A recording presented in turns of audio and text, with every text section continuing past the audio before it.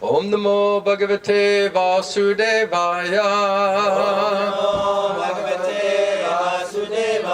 Om Namo Bhagavate Vasudevaya. Om Namo Bhagavate Vasudevaya.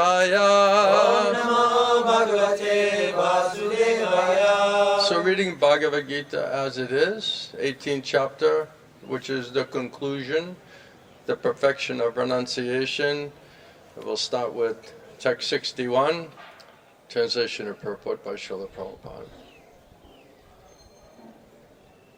The Supreme Lord is situated in everyone's heart, O Arjuna, and is directing the wanderings of all living entities who are seated as on a machine made of the material energy. Purport by Srila Prabhupada.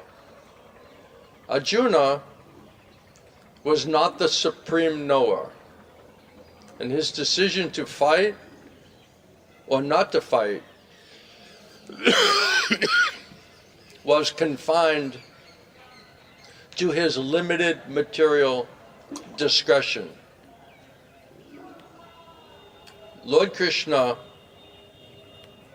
instructed that the individual, the Atma, is not all and all.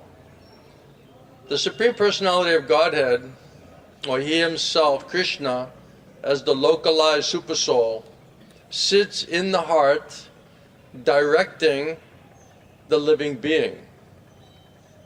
After changing bodies, the living entity forgets his past deeds, but the Supersoul, as the knower of the past, the present, and the future, remains the witness of all of his thoughts and activities. Therefore, all the activities of the living entities are directed by the Supersoul. The living entity gets what he deserves and is carried by the material body, which is created in the material energy under the direction of the Supersoul. As soon as the living entity is placed in a particular type of body, he has to work under the spell of that bodily situation. A person seated in a high-speed motor car goes faster than one seated in a slower car, though the living entities, the drivers, may be the same. Similarly, by the order of the Supreme Soul, material nature fashions a particular type of body for a particular type of living entity so that he may work according to his past desires. The living entity is not independent. One should not think himself independent of the Supreme Personality of Godhead. The individual is always under the Lord's control. Therefore, one's duty is to surrender, and that is the injunction of the next verse. We can maybe look at that after. Om Jnana Tamaranda Shagananjana Shalakaya Chakshumli Tamjana Tasmai Shri Guruve Namaha. Srila Prabhupada, Srila Gurudev Ki. Jai Shri Krishna Chaitanya Prabhu Nityananda Shri Advaita Gadadha Shri Vasudeva Shri Gaura Bhaktivinoda. Hare Krishna, Krishna Krishna, Hare Hare, Hare Rama, Rama Rama, Hare Hare. Ishvara Sava Bhutanam, Hrideshe Rajuna Tishtati, Brahmayan Sava Bhutani, Yanta Rudhani Mayaya. Again, translation. The Supreme Lord is situated in everyone's heart, O Arjuna, and is directing the wanderings of all living entities who are seated as on a machine made of the material energy. It is said that not a blade of grass moves without the will of the Lord. So everything is Krishna's energy, external, internal, superior, inferior, all of that energy is ultimately controlled by Krishna. So according to one's desire, one is getting a particular type of body and bodily situation so that we can enjoy or suffer according to past deeds, sinful activities or pious activities.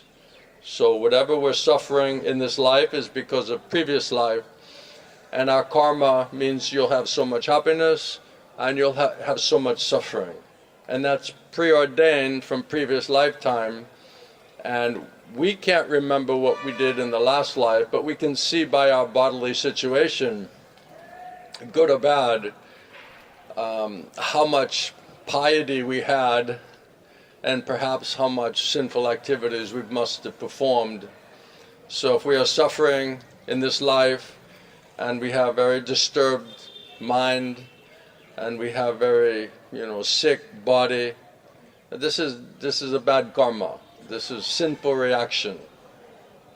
And so this is what we deserved because of past sinful activities. So Prabhupada explains, if you're very sick, you're very disturbed, your body, your mind is always sick, disturbed,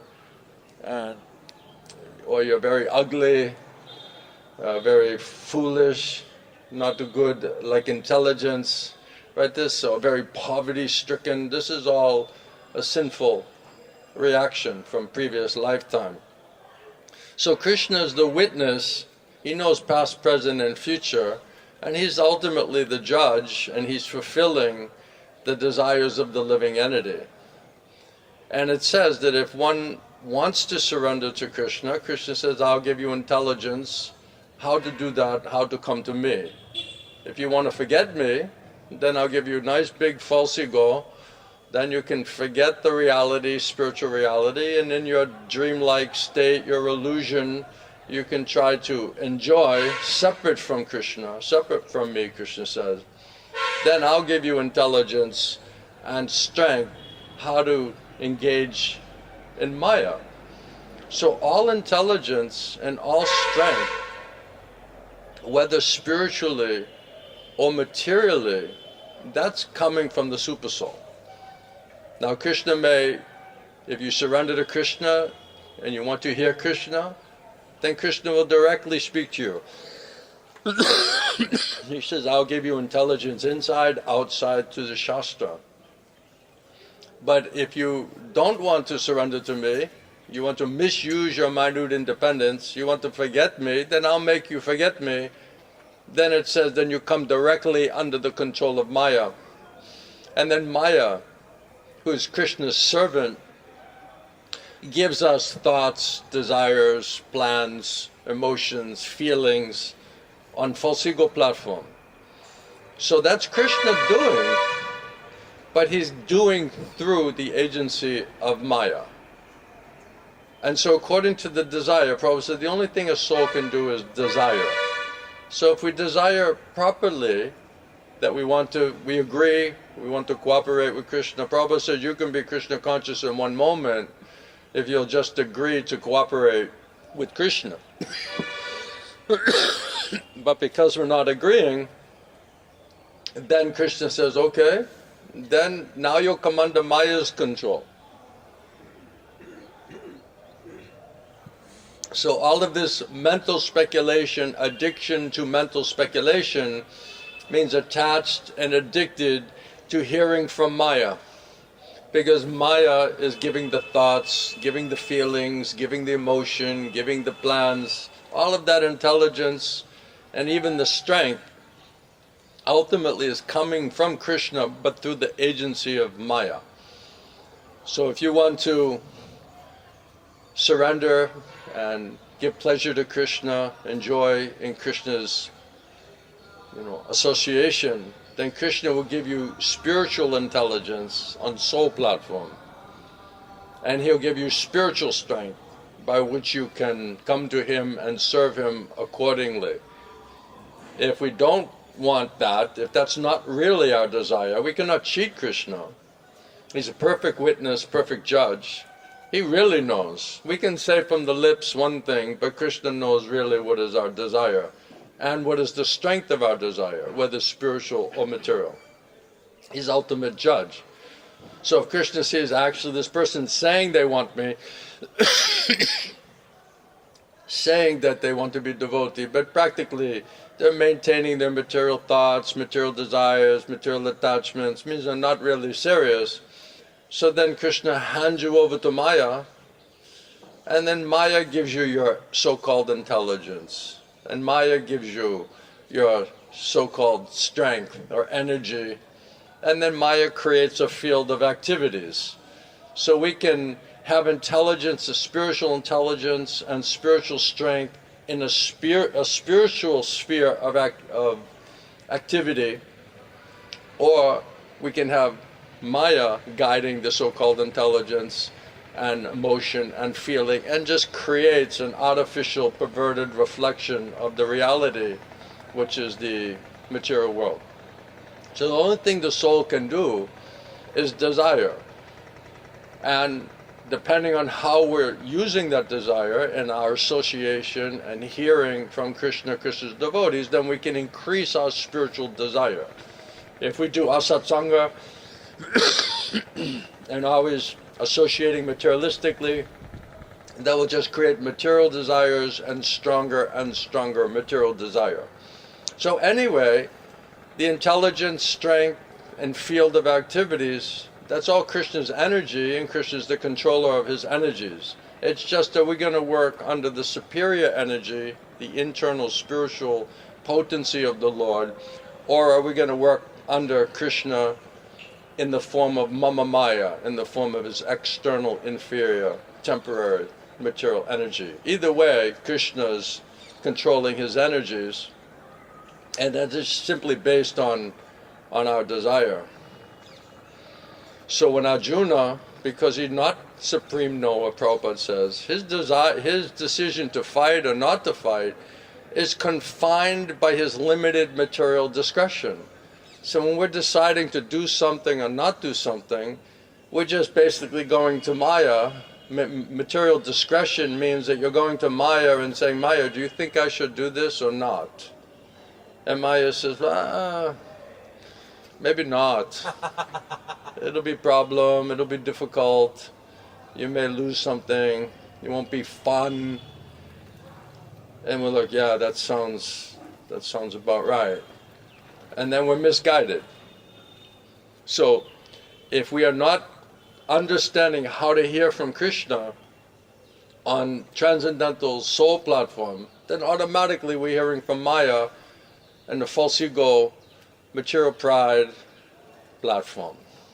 And all of that information is coming from Maya, but we're taking it as very significant, very important, very helpful, very much will put us in a better place. But actually it has an opposite effect. So everybody's surrendering, everybody's hearing, but who are we surrendering to, and what are we hearing? And what is the basis? Who's the source behind that hearing? Is it Krishna or is it Maya? Who's guiding our intelligence? Is it Krishna or is it Maya? And that depends on our desire. If we want Krishna, Krishna will guide, control your intelligence, direct your intelligence, a super soul. And if you want Maya, then Krishna through Maya, super soul, through the material energy, will then take control of your thoughts, your mind, your senses, your feelings, your emotions. And Prabhupada says that material conditional life means addicted to mental speculation. So that means almost always in the bodily concept of life, we are simply listening, surrendered and listening to Maya. Almost every single moment. You could say constantly. Addiction means constantly.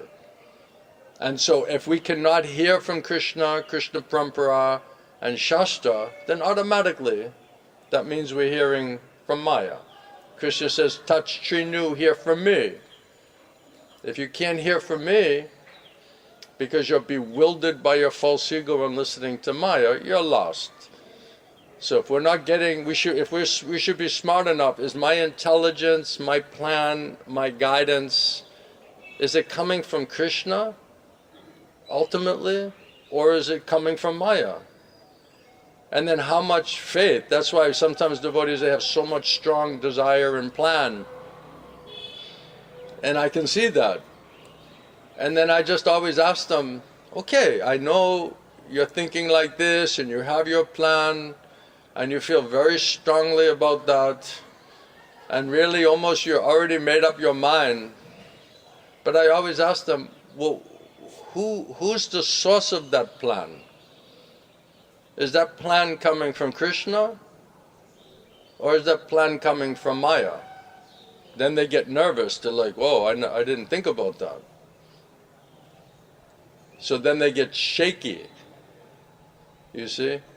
They can't be steady in their conviction, because you cannot, we read yesterday, you can't be steady in your conviction unless Krishna convinces your soul what is to be done, what is not to be done. If we cannot hear Krishna, that means false ego platform, that means directed by Maya, all your thoughts, all your feelings, all your emotions, those are the sitting places of Maya.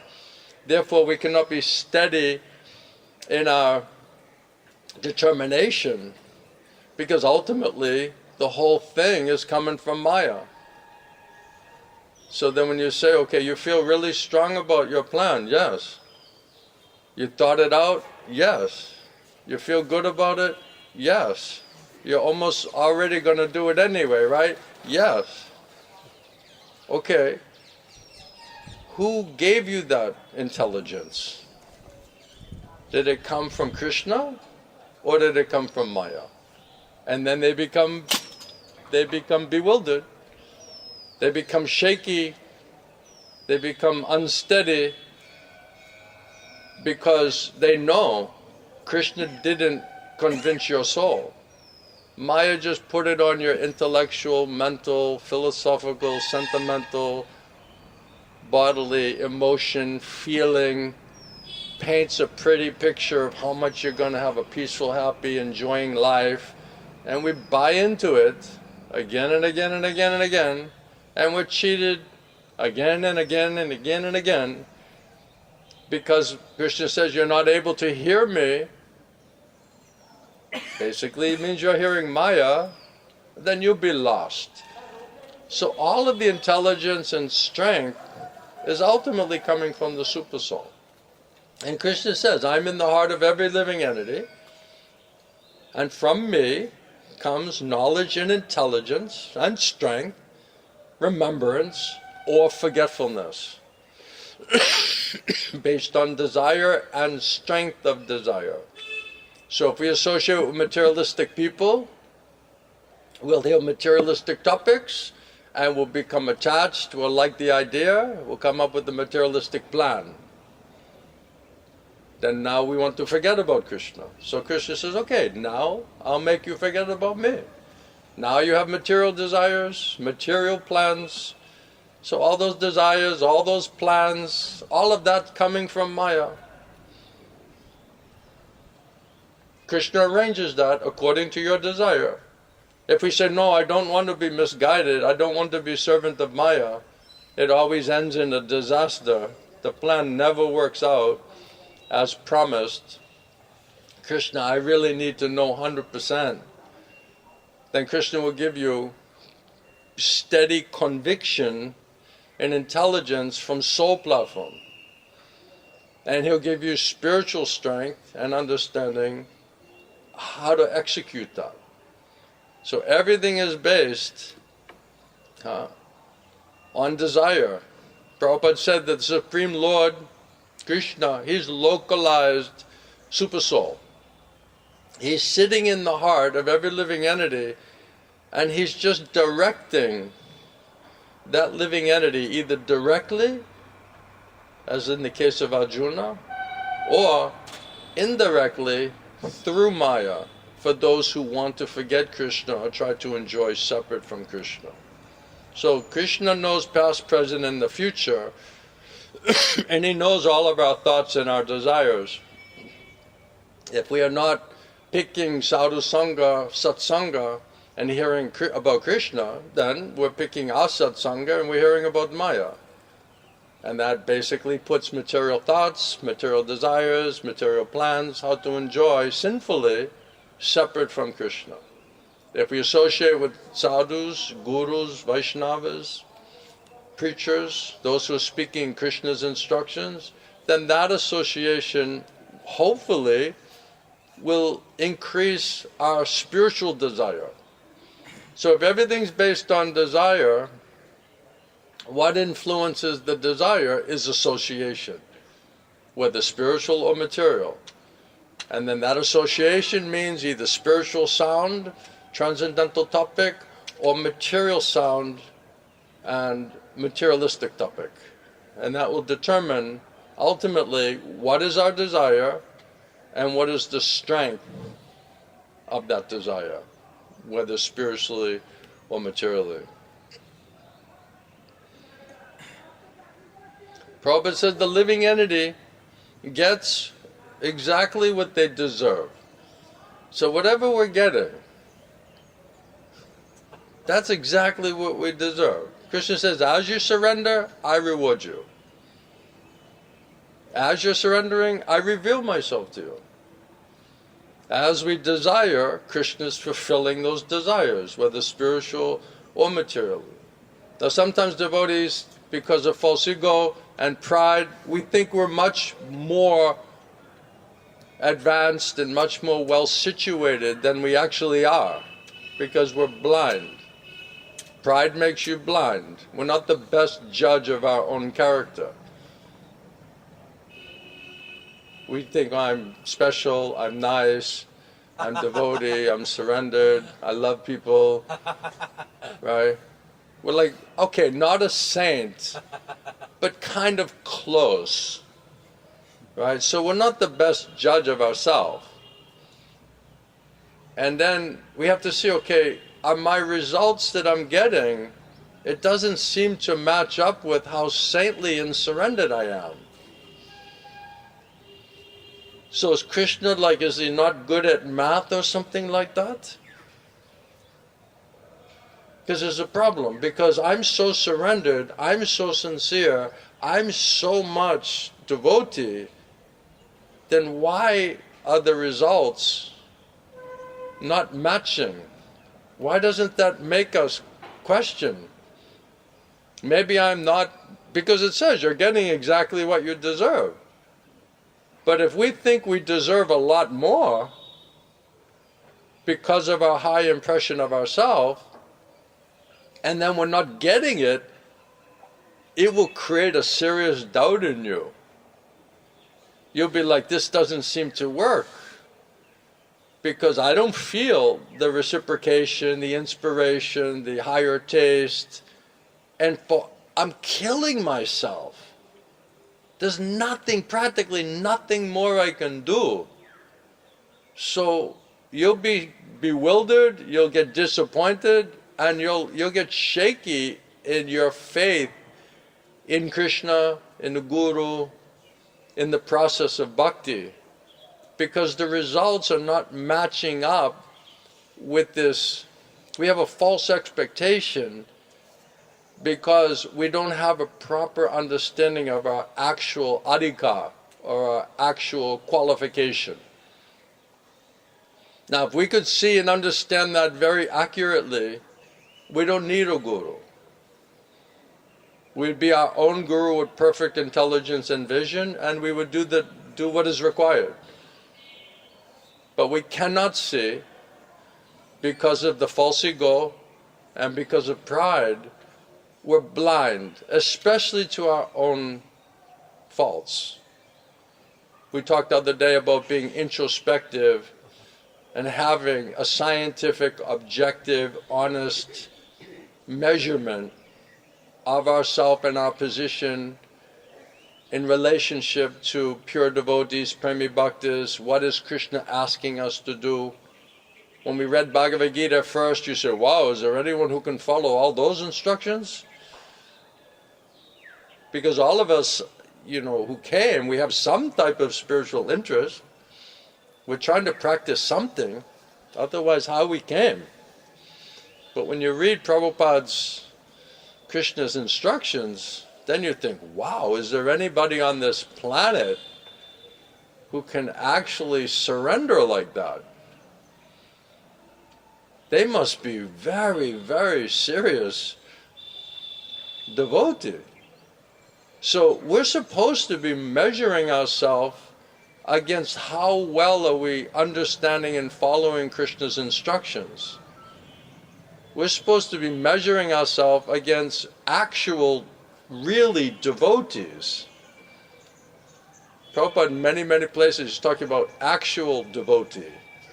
Like really devotee. Like pure devotee. So we're supposed to be, but we're not able to calculate properly because the false ego and the pride is not allowing us to get an accurate calibration of the reality of our consciousness, position, standing. So this is a problem. And then Bhaktivinoda Thakur says, now if you have such high impression of yourself, and you have such a, you'll have a very big expectation. You'll have a false expectation. Because really we don't deserve it. But in our estimation, we think we deserve it. That's where the confusion comes in.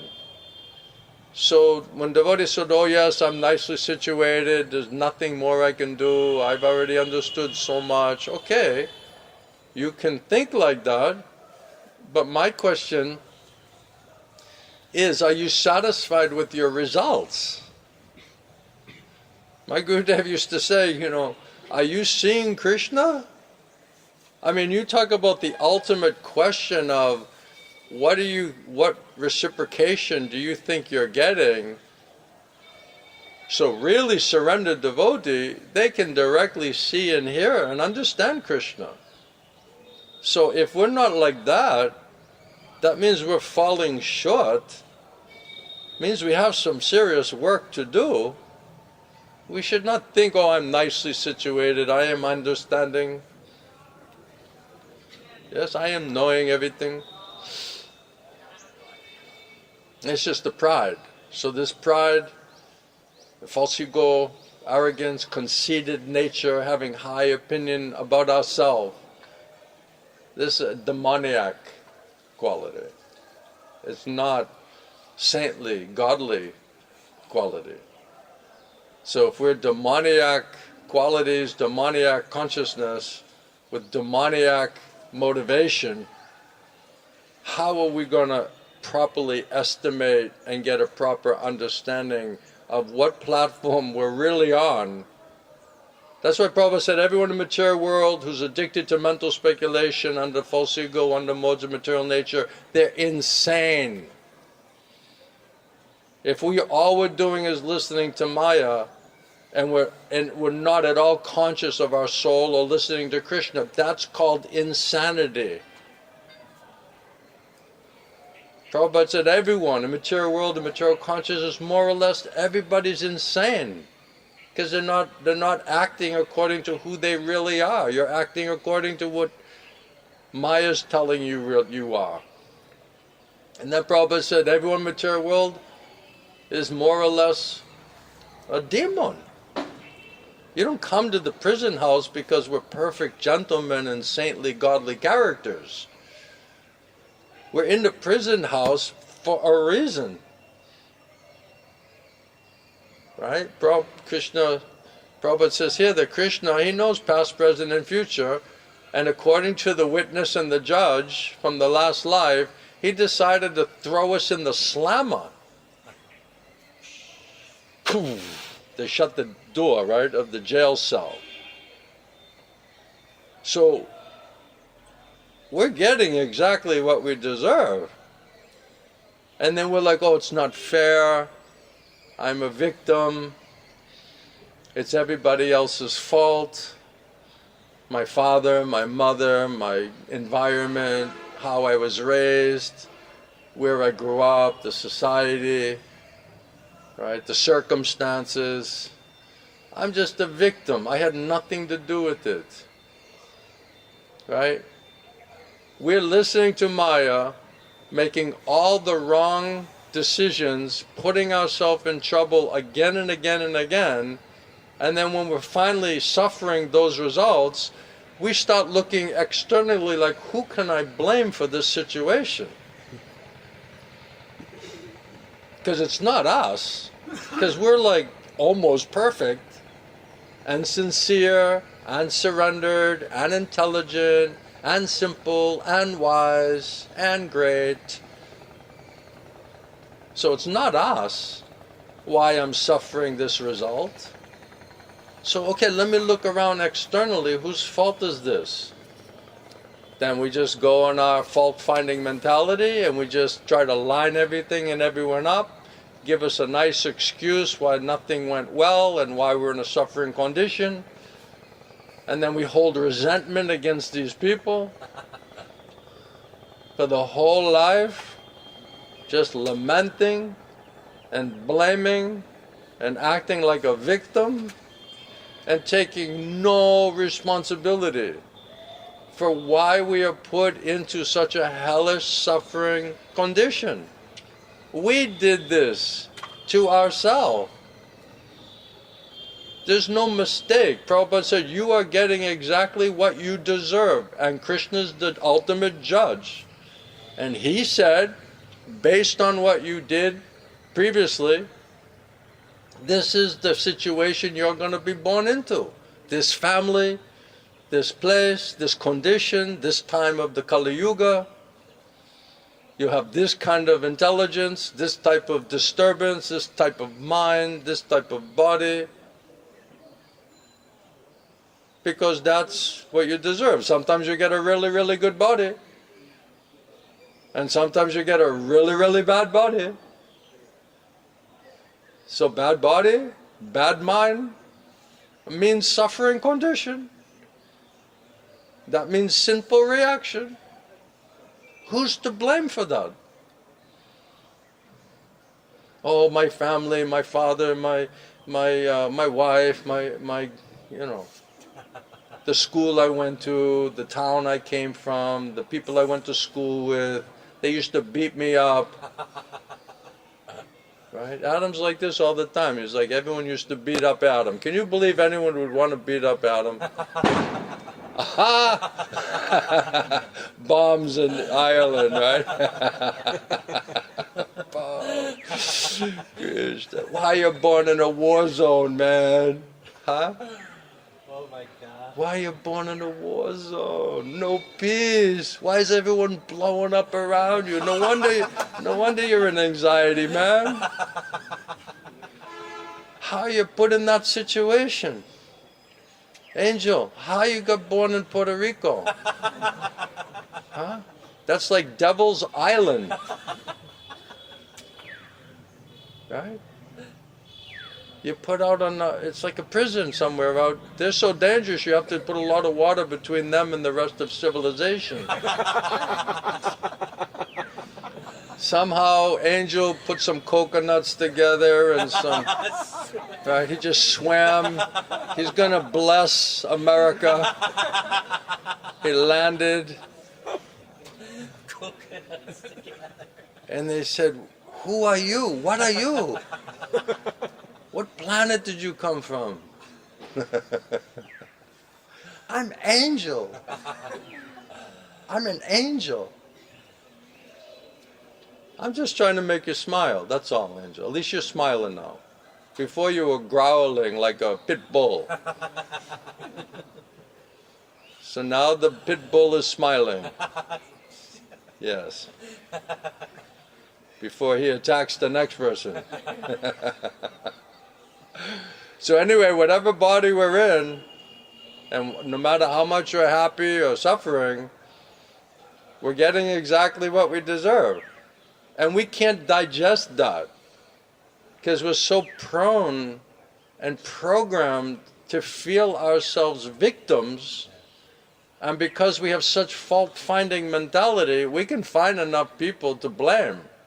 So we're expert at finding the people to blame. We certainly don't want to take responsibility for ourselves.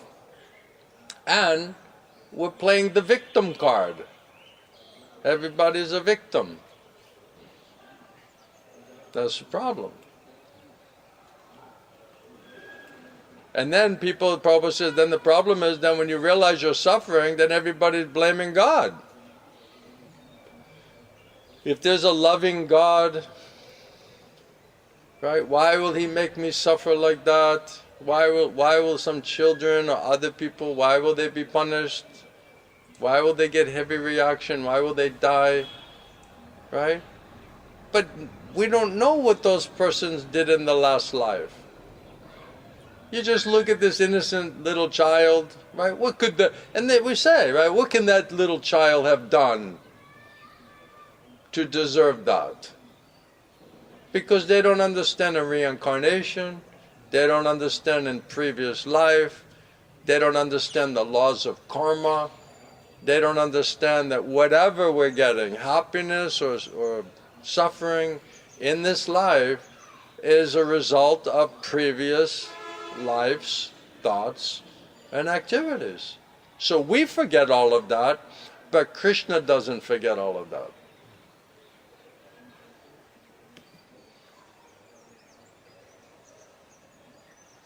Prabhupada says, after changing the bodies, the living entity forgets his past deeds. But the Supersoul, the Lord of the heart, he knows the past and the present, and he knows your future as well. He remains the witness of all of our thoughts and all of our activities.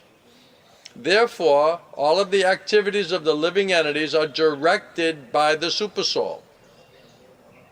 So, okay, you want to forget me? Okay, now you forget me. You want to try to enjoy separate from me? In Maya? Okay, here's the intelligence and strength, and here's a field of activities where you can try to enjoy separate from me.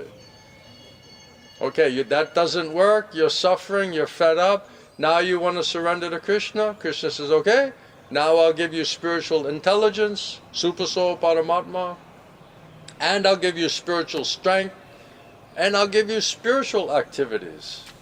So that intelligence, strength, and activities, whether spiritual or material, is being directed by the Supersoul within the heart. The living entity gets exactly what they deserve, and then is carried by the particular type of body that you have. As soon as the living entity, Prabhupada says, is placed in that particular body, with that kind of body, that kind of mind, that kind of family, that place in the world, right? He grows up in everyone's cars are blowing up all over the place, Northern Ireland, right? So you're born in that family, in that body, with that mind, with that psyche, with that emotional system, in that environment. That's due to previous karmic sinful activity. Why? Because it's an anxiety suffering condition. So if we're in complete anxiety and disturbed mentally and depressed, so much depression and anxiety, right? This is sinful reaction. And because we're identifying with it, we're continuing our suffering and anxiety under that particular condition. The living entity, Prabhupada says, is placed in a particular type of body, and then he has to work under the spell of that bodily situation. That's why Prabhupada says, trying to make the best use of the bad bargain. So being in the material body, in the material world, in the prison house, how do we make the best use of a bad bargain? You understand that? What that means? Right? It's not a good situation. Material body, material life, material consciousness means anxiety, suffering condition, threefold Miseries are there.